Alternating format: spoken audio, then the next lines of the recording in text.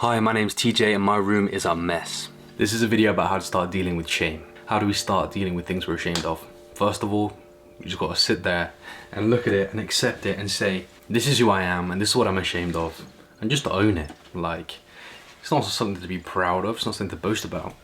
But this is the situation I am in. For you, it could be anything. It could be you drink too much and you're ashamed of it. You don't like the way you look and you're ashamed of it. You don't like how much money you make and you're ashamed of it. You don't like the way the world works and you're ashamed of being a part of it.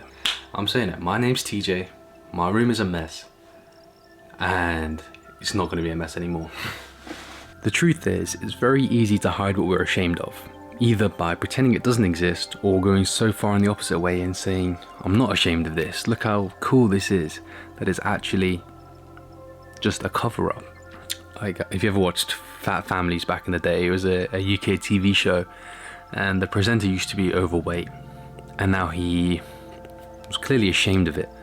And now he takes that out on people in the show, which is kind of nasty, but you can see he was ashamed.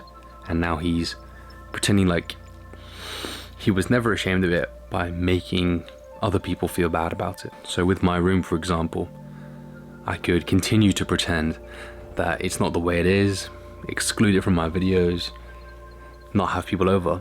Or I could go the other way and just say, look, this is my room, this is the way it is. I like it like this, which is also a lie. Or you take the middle road. You accept what you're ashamed of. You realize that everyone in the world has got something they're ashamed of. Mine happens to be physical, yours could be mental, emotional. But with everything we're ashamed of, it is unfortunately our responsibility to deal with. You have to forgive yourself before you can make true progress. Forgive yourself for everything that you're now ashamed of. And listen, you're gonna mess up. One of the last and more important parts is accepting that this is unsustainable.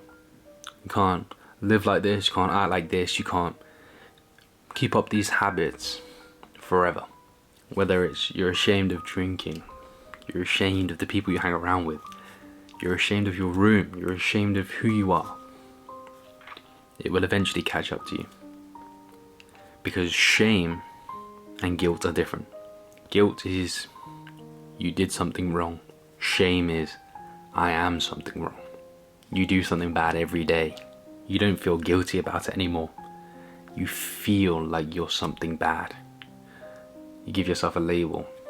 You're a messy person. You're an anxious person. You're an angry person.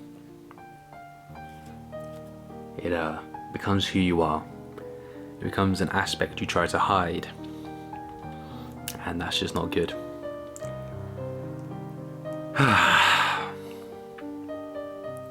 Unfortunately, the way to getting rid of shame is talking to people. Let people know what you're ashamed of. Like this. Just don't go too far the other way and become shameless. So talk about it. Own it. And then sit here with your shame and realize what the cause is, what the root is. I'm ashamed of my room. So what should I do? Change my room.